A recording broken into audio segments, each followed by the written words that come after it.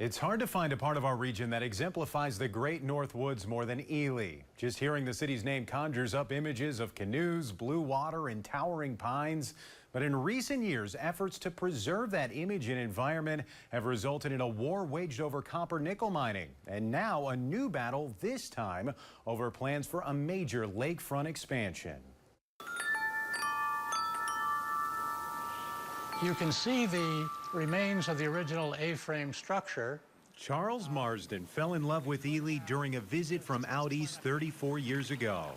We came up here to canoe in the boundary waters, and now we spend 5 months out of the year here. We being he and his better half, Marilyn. That's my wife. She's out there on the paddleboard. Now in their 80s, the couple stays active by leaving their motorboat at the dock and motoring themselves all over Farm and White Iron Lakes. Well, my husband and I both like to paddleboard. We've got paddleboards, kayaks, canoes. It's that love for fitness and nature. It's the quiet that has them concerned about their resort neighbor. It's not the kind of thing we hope will be here.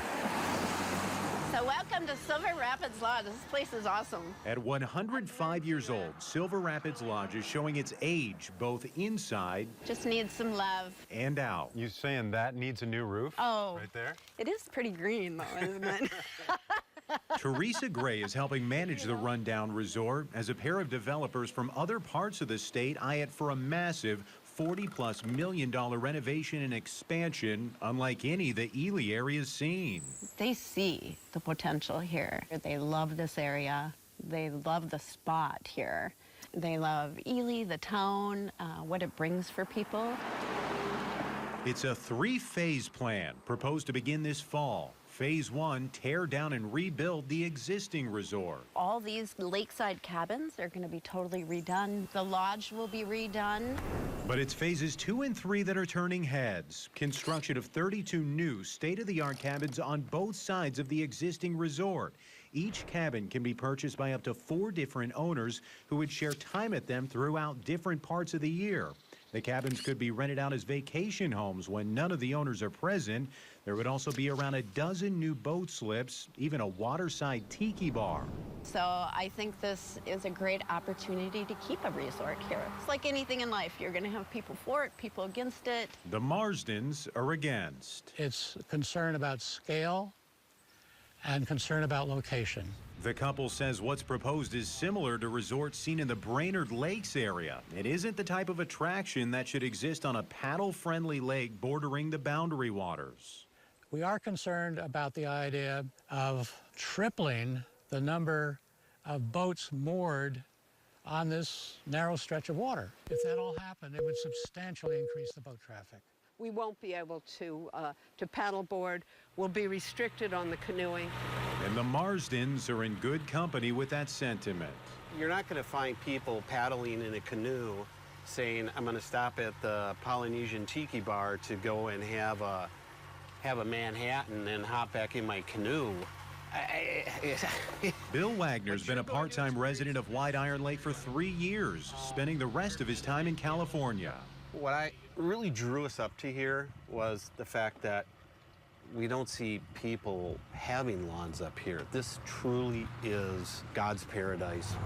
He worries the natural beauty will be replaced by noise and carelessness. All these trees, a lot of these trees are going to be cut down. He's among the hundreds of people who signed a petition saying the project should require an environmental assessment worksheet. It's a very sort of initial review process that allows both the community and decision makers to know more about what the impacts of the project might be, and also allow for additional feedback from the community. Maggie Schubert works for a group called CURE, a rural advocacy organization behind the petition. As she says, CURE doesn't necessarily oppose the project, but wants to make sure an EAW is performed because it's part of the process they believe to be crucial. Do you feel good that that's going to happen, that process will be followed? I certainly hope so. So this is a portion of the Lake County Environmental Review Ordinance. And in regards to that environmental assessment worksheet, it says the following guidelines shall also be considered in determining whether an optional EAW shall be required. Is the action to be in or near an area considered to be environmentally sensitive or aesthetically pleasing? Is the action likely to have disruptive effects such as generating traffic and noise? Are there public questions or controversy concerning the environmental effects of the proposed action? Now, the folks from CURE claim that the resort proposal checks all three of these boxes, and they claim that makes what would be an optional EAW mandatory. Our concerns are transparency, listening to the community and taking that feedback and taking that into account. 10 miles down the road, I'm tired of that. Lake County Commissioner / resort owner / artist Joe Baltich paints a different picture of calls for an EAW. That's a tactic.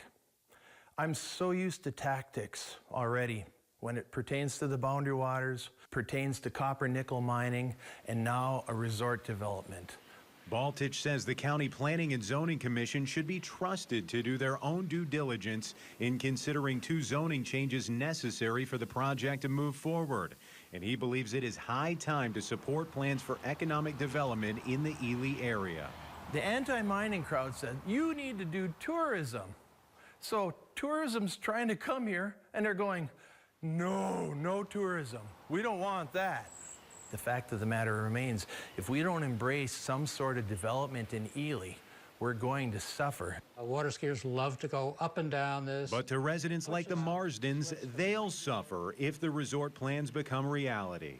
Now, we realize that everything shouldn't be built around paddlers, but they should be considered. Silver Rapids Lodge, just the latest source of gridlock here at the intersection of Economic Avenue and Wilderness Way. You're really putting profit forward.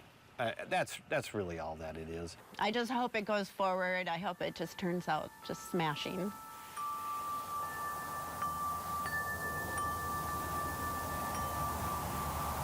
And an update tonight, the County Planning and Zoning Commission declined to recommend an EAW.